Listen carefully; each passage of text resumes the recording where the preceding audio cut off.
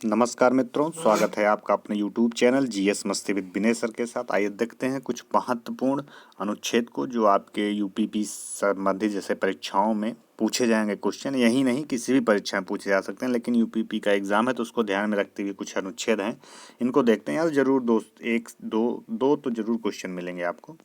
देखिए, संविधान के प्रमुख अनुच्छेद के अंतर्गत देते हैं संघ और उसका राज्य क्षेत्र जिक्र करेंगे।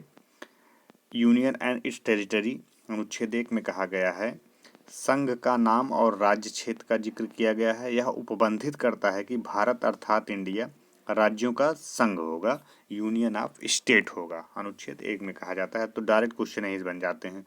अनुच्छेद 2 में कहता है, नए राज्यों का प्रवेश या स्थापना पूछता है। नए राज्यों का प्रवेश एवं स्थापना किस अनुच्छेद के अंतर्गत है? तो अनुच्छेद 2।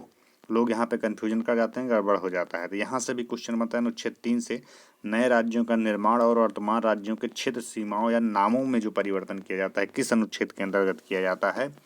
किसके अंतर्गत किया जाता है? जो परिवर्तन किया जाएगा अनुच्छेद 3 के अंतर्गत।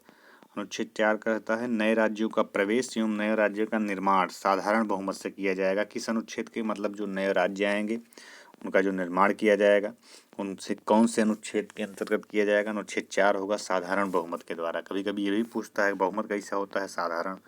नागरिकता देखते हैं अनुच्छेद 5 से, फिर पूछता है नागरिकता का संबंध कहाँ से कहाँ तक है? तो नागरिकता को हम 5 से 11 देखते हैं। कितना? 5 से 11, ये भी एग्जाम में पूछ लेता है। तो 5 में क्या कहा गया है?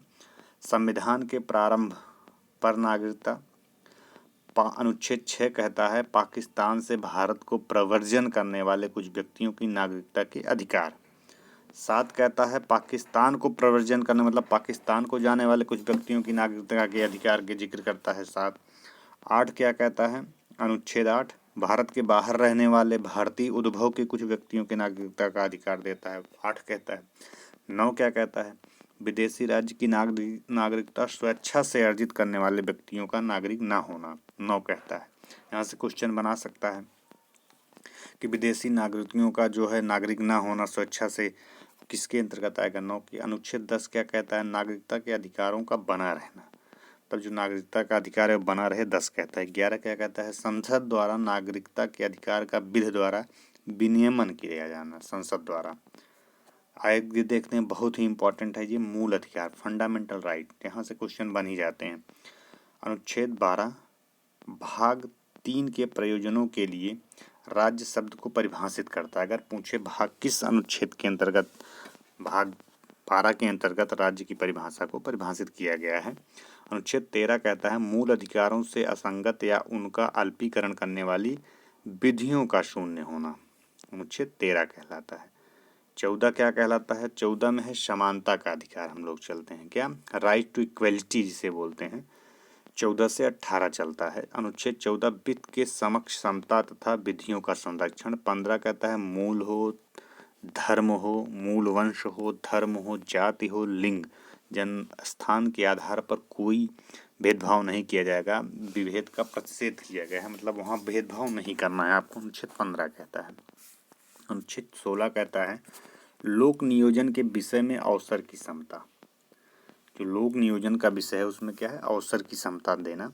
17 बहुत बार पूछा गया है, तो अस्पृश्यता का अंत 100 बार पूछा गया है, तो अस्पृश्यता का अंत 17, 7 से 17, 7 से अस्पृश्यता। अनुच्छेद 18 क्या कहता है? उपाधियों का अंत। ये भी पूछा जाता है, उपाधियों का अंत किससे है? तो अनुच्छेद 18 से है। स्वतंत्रता का अधिकार देखते हैं, राइट टू फ्रीडम क्या है? 19 वाक स्वतंत्र आदि विषय कुछ अधिकारों का संरक्षण देता है, 19। 20 कहता है, अपराधियों के लिए दोष सिद्ध के संबंध में संरक्षण देता है। 21 अनुच्छेद प्राण और दैहिक स्वतंत्रता का संरक्षण देता है। अनुच्छेद 21 का बालकों 6 से 14 वर्ष को शिक्षा का अधिकार 86वां संविधान संशोधन अधिनियम 2002 द्वारा अंतः स्थापित करता है। अनुच्छेद 22 क्या कहता है? कुछ दशाओं में गिरफ्तारी और निरोध से संरक्षण देता है, अनुच्छेद 22। शोषण के विरुद्ध अधिकार देखते हैं, राइट टू अगेंस्ट एक्सप्लोटेशन जो होता है, शोषण के विरुद्ध अधिकार। अनुच्छेद 23 बहुत बार पूछा गया है, मनुष्य के दुर्व्यापार और बलात्श्रम का निषेध करता है। अनुच्छेद 24 बहुत बार पूछा गया है। कारखानों आदि में बालकों में नियोजन का प्रतिषेध 14 वर्ष तक के बालकों पर लागू होता है। धर्म की स्वतंत्रता का अधिकार, राइट टू फ्रीडम के बारे में बात करते हैं। अनुच्छेद 25 अंतःकरण की और धर्म के अपाध रूप में मानने और आचरण करने की स्वतंत्रता 25 देता है। 26 कहता है धार्मिक कार्यों के प्रबंध की स्वतंत्रता कौन देता है? 26 देता है। 27 क्या कहता है? किसी विशिष्ट धर्म की अभिवृद्धि के लिए करों के संदाय के बारे में स्वतंत्रता। 28 क्या कहता है? कुछ शिक्षा संस्थानों में धार्मिक शिक्षा या धार्मिक उपासना में उपस्थित होने के बारे में स्वतंत्रता देता है। कहीं भी शिक्षा ग्रहण कर सकते हैं, उपासना में भाग ले सकते हैं धार्मिक, उसकी स्वतंत्रता 28 देता है। संस्कृत और शिक्षा संबंधित अधिकार, right cultural and educational right का जिक्र करते हैं। अनुच्छेद 29 अल्पसंख्यक वर्गों के हितों का संरक्षण करता है। 30 शिक्षा संस्थाओं और स्थापना प्रशासन अल्पसंख्यक वर्गों का अधिकार करता है। 31 कहता है संपत्ति का अनिवार्य अर्जन 44वें संविधान संशोधन 1978 द्वारा क्या किया गया है? 31 में हटा दिया गया, निरसित कर दिया गया। संवैधानिक उपचारों का अधिकार कहते हैं राइट टू कॉन्स्टिट्यूशनल रेमेडीज। अनुच्छेद 32 भाग 3 द्वारा प्रदत्त अधिकारों को प्रवर्तित कराने के लिए उपचार इस अनुच्छेद द्वारा प्रदत्त मूल अधिकार को कहते हैं। 32 भीमराव अम्बेडकर ने किसे आत्मा कहा है? तो भीमराव अम्बेडकर जी ने अनुच्छेद 32 को ही क्या कहा है? आत्मा कहा है। ये भी बहुत बार पूछा गया। अनुच्छेद 33 भाग 3 द्वारा प्रदत्त अधिकारों का बलों आदि को लागू होने में उपांतरण करने संसद की शक्ति 33 करता है। 34 जब किसी क्षेत्र में सेना विधि प्रवृत्त है तब भाग 3 द्वारा प्रदत्त अधिकारों का क्या होगा? निर्बंधन होगा। 34 कहता है। भाग 35 यहाँ से क्वेश्चन बनते हैं बड़ी परीक्षाओं में।